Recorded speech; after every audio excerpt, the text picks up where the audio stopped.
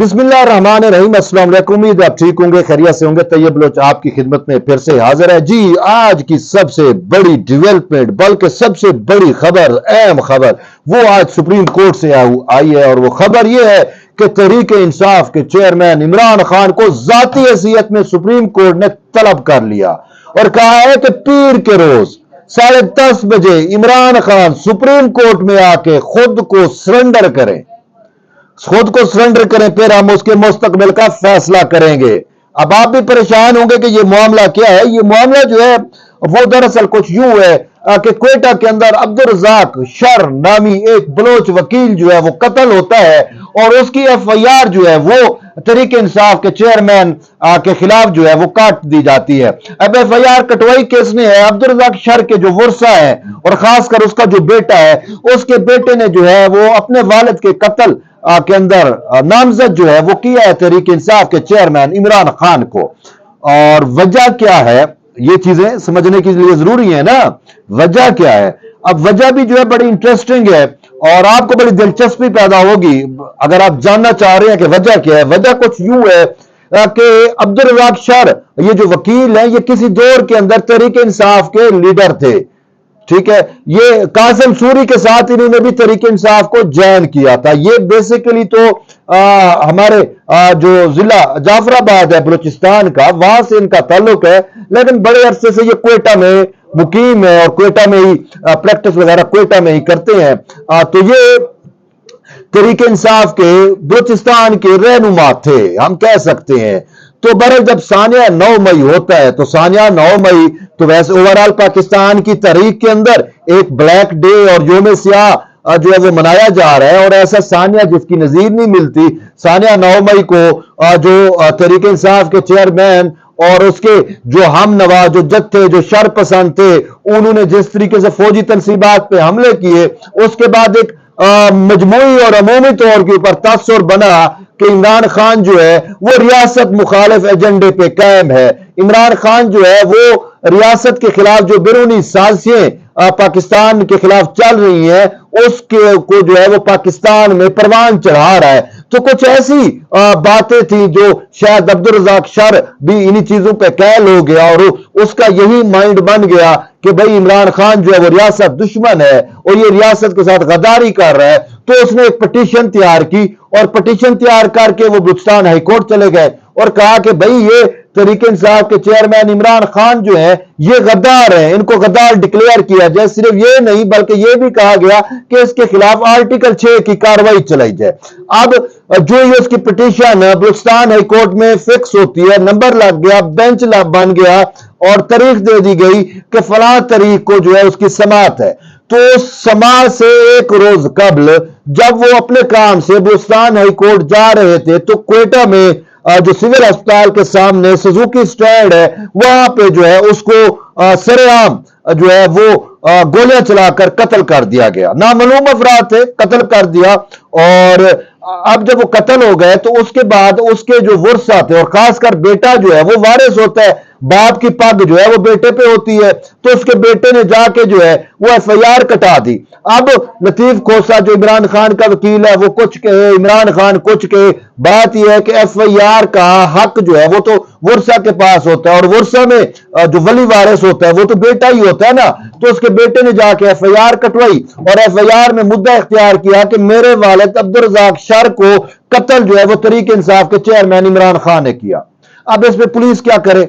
वो बाबा जब वारिस कह रहा है तो पुलिस ने वो FIR काट दी। तो FIR जब कट गई तो खान साहब चले गए बलूचिस्तान हाई कोर्ट में कि भाई ये मेहरबानी करें। तो उन्होंने कहा भाई ठीक है, लेकिन पहले आप जाके तफ्तीश का सामना करें, तफ्तीशी को अपने बयान रिकॉर्ड कराएं। पर इसके ऊपर JIT भी बन जाती है। तो कहा गया कि आप JIT में अपने बयान रिकॉर्ड कराएं। अब खान जो है वो कहां JIT पेज में पेश हो सकता है, वो भी बलूचिस्तान में।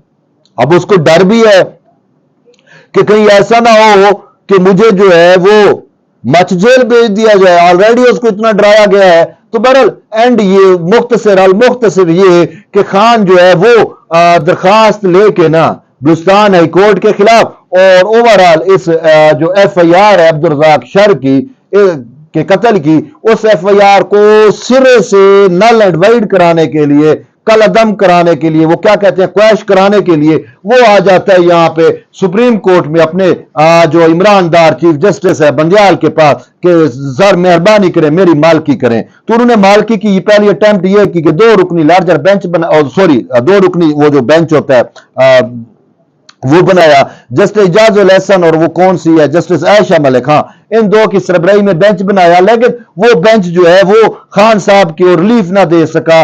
وہ ریلیف کیسے دیتا کہ وہ اس کی کچھ حدود و قیود ہیں. اب وہ حدود و قیود کیا ہے، خود اس دن تو چاہت تو رہے تھے نا اپنے جس کے بارے میں ایک عمومی تاثر ہے، عوامی تاثر ہے کہ بھئی یہ جسٹس اعجاز الاحسن بھی جو ہے وہ منیجڈ ہے عمران خان کے لیے. وہ محمد خان بھٹی کا کہنا، محمد خان بھٹی اگر آپ کو یاد ہو پرویز الہی والا، تو اس نے تو برملا کہا ہوا ہے، ندے پہ کہا ہوا، اس کا ویڈیو بیان ریکارڈ آپ کے سامنے ہے.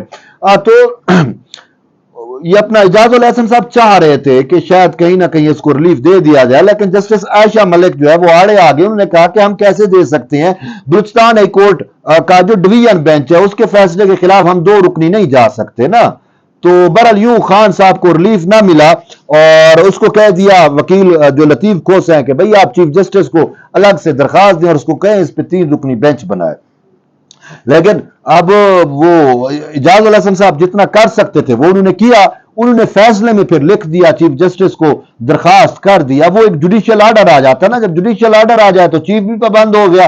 جوڈیشل آرڈر انہوں نے کر دیا کہ اس کے اوپر جو ہے وہ 3 رکنی بینچ بنایا جائے. تو بہرحال اب 3 رکنی بینچ بنا اور آج جسٹس یحییٰ خان افریدی، جسٹس مظاہر نقوی اور اپنے جسٹس مسرت ہلالی، ان 3 پہ مشتمل یہ بینچ تھا. تو لطیف کھوسا پیش ہوتے ہیں اور وہ اتنے کانفیڈنٹ تھے، پر اعتماد تھے. اس کو پتہ ہے کہ ابھی تک جو ہے وہ سپریم کورٹ کیا پورے پاکستان کے جوڈیشل سسٹم پہ جو ہے وہ بندیال کی ساسو ماں کا جورسپروڈنس کا اطلاق ہے. تو اسی وجہ سے وہ حد سے بھی زیادہ کانفیڈنس تھے. اور یہی تو بات ہے کہ اوورآل بھئی آپ وہ کیا کہتے ہیں کہ وہ متعلقہ چیزیں جو ہے وہ چلو چیلنج کرتے، پورا کا پورا ایف آئی آر چیلنج کیا ہوا جیسے شر قتل ہی نہ ہوا ہو. ٹھیک ہے. اور اسی پہ یحییٰ خان افریدی نے کلاس بھی لی وکیل لطیف کھوسا کی. انہوں نے کہا کہ یہ آپ نے کیا آپ نے اپنی پریئرز پڑھیں، آپ نے مانگا کیا ہوا ہے، یہ چیزیں کیا پریئرز ایسی مانگی جاتی ہیں. تو اس پہ مظاہر نقوی نے کہا، مظاہر نقوی جو ہے وہ تھوڑا بہت جو ہے وہ کیس بنانے کی کوشش کرتے رہے عمران خان کی فیور میں، لیکن شاید یحییٰ خان افریدی کے ہوتے ہوئے ان کی نہیں چل سکی، نہیں چل پائی نا، سمپل سی بات ہے. ورنہ جب یحییٰ خان افریدی نے کہا بھئی ایسے معاملات میں پہلے ملزم کو کورٹ آف لا میں سرنڈر کرنا ہوتا ہے، پھر اس کے بعد جا کے معاملات چلتے ہیں. آپ پہلے سرنڈر کریں، اس کے بعد ہم دیکھیں گے کہ کیا آپ کو ریلیف مل سکتا ہے اور کیسے مل سکتا ہے. جب تک سرنڈر نہیں ہوں گے تو ریلیف تو نہیں ملے گا نا. تو بہرحال یہ انہوں نے بڑی مہربانی کی تحریک انصاف کے چیئرمین عمران خان کے اوپر کہ ان کو بلوچستان بھیجنے کی بجائے کہا کہ چلو ٹھیک ہے آپ سپریم کورٹ میں پیش ہو جاؤ. اب اس میں بھی ایک وجہ سمجھ آ رہی ہے کیونکہ تحریک انصاف کے چیئرمین نے خود یہ استدعا کر رکھی ہے اپنی ان درخواستوں کے اندر کہ اگر میں بلوچستان گیا تو مجھے قتل کر دیا جائے گا. اب ایک بندہ کہہ دے کہ یار میں وہاں پہ گیا تو مجھے قتل کر دیا جائے گا. تو اسی وجہ سے انہوں نے کہا چلو ٹھیک ہے اس کو اب بلوچستان کیا بھیجنا، ٹھیک ہے ہمارے سامنے ہی پیش ہو جائے. چلو یہ بھی تو کورٹ آف لا ہے نا، پیش ہوگا تو اس کے بعد ہم دیکھیں گے. تو یوں اب خان کو پیش ہونے کا مہلت ملا ہے اور جمعہ 10:30 بجے، جمعہ کہتا ہوں سوری ٹو سے، پیر یعنی کہ 24 جولائی بنے گی نا تاریخ، پیر 24 جولائی کو 10:30 بجے اب عمران خان سپریم کورٹ میں پیش ہوگا اور پھر اب اس عبدالرزاق شر کے قتل کے معاملے کا فیصلہ ہوگا.